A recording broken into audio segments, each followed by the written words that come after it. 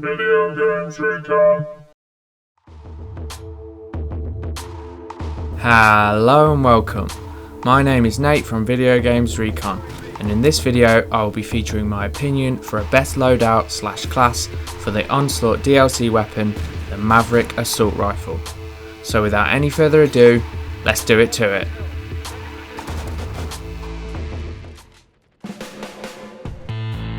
Okay, let's get into the loadout for the Maverick Assault Rifle. First off, we're obviously going to need the Maverick Assault Rifle. Let's just put a camo on it just for the sake of it. Let's go gold. Why not? Put whatever camo you want on it. That's not important. As for sights, I'm personally not going to put any sights on this because I think the iron sights on this assault rifle are one of the best iron sights probably ever, and most certainly in this game. So I find things like the red dot and ACOG would just pretty much, and the holographic would pretty much just ruin this gun for me.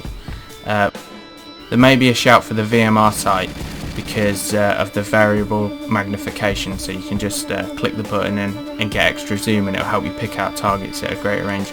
Also, you might want to say there's a shout for the thermal hybrid scope, but again, I don't really see much point in it. And the tracker sight, yes, it's kind of overrated in general, so I take a pass on it. So the first attachment I'm going to put on is the muzzle brake, just to help pick out targets at range. Because this gun can be a little odd at range. It feels a little strange with its characteristics in terms of damage and stuff.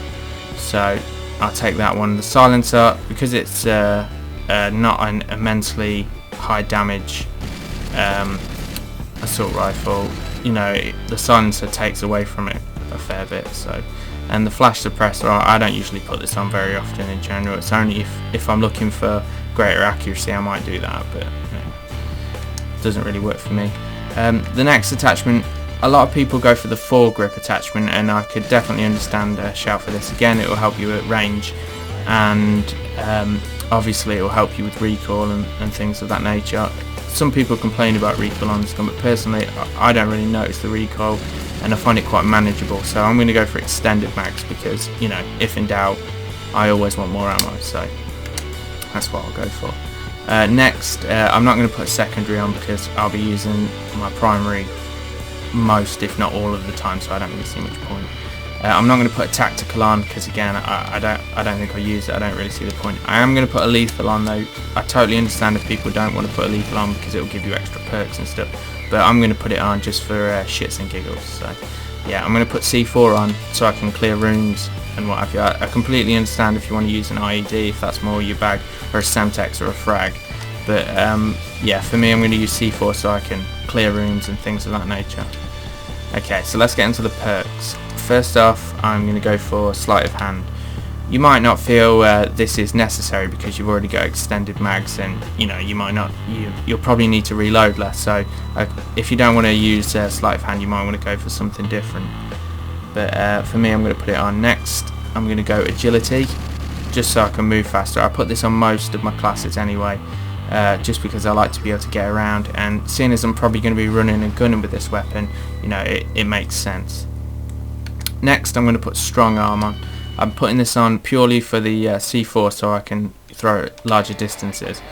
What I probably would do if perk slots wasn't an issue, I'd put on reflex, but I would be purely putting it on for the C4, and it might make more sense if I had a secondary as well. And if, you know, if I was using a sniper and I wanted to swap to a secondary, it might make more sense. But I don't want to waste up 2 slots just for the C4, so I'm just going to put the strong arm on and throw the C4 from longer distances. So next, I'm going to go for wire trap, and this is useful again for most classes and will totally help you out, I find, in picking up targets around you. And also with the strike package that I'm going to be doing in a minute, I'm not going to put a SATCOM on, so basically I won't need to use my SATCOM because I'll be using everybody else's SATCOMs, so that's always an added bonus. Next, I'm going to go for fully loaded. If you're not really into fully loaded, I could get you using scavenger. That would make sense. But the only real advantage that would have is that it would replenish my C4, and I don't see that being too much of an issue. And if I go with fully loaded, I don't need to think about picking up scav packs and stuff, so I'll just go with fully loaded, and that's one less thing to worry about.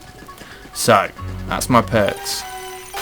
Next we're going to go on to assault strike package, sorry. And we're going to go with assault on this one.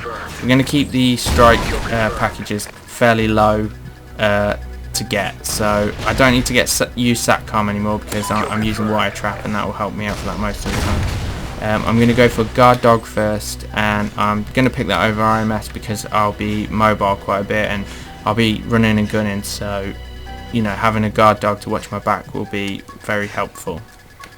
Next I'm going to go for Trinity Rocket, just because it's, you know, one of those fire and forget strike packages, and again I don't really have to worry about it. I can just hide behind an object and shoot my Trinity Rocket and not have to worry about it. Next I'm going to go for Battle Hind, again because this is another fire and forget thing. I'll just press it and it'll do its business, and I find in Ghosts there's not a lot of weapons to take down you know, aerial strike packages, so you know, I think it's quite a useful thing to have, and like I said, it's fire and forget.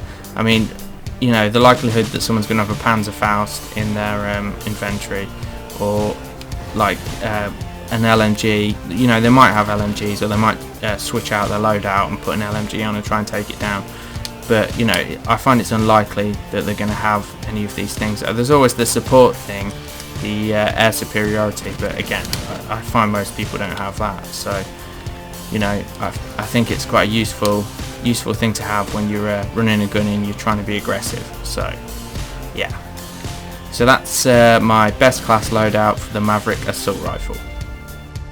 So as always, if you enjoyed this video, please support us by liking, commenting and subbing for more BS of a similar nature.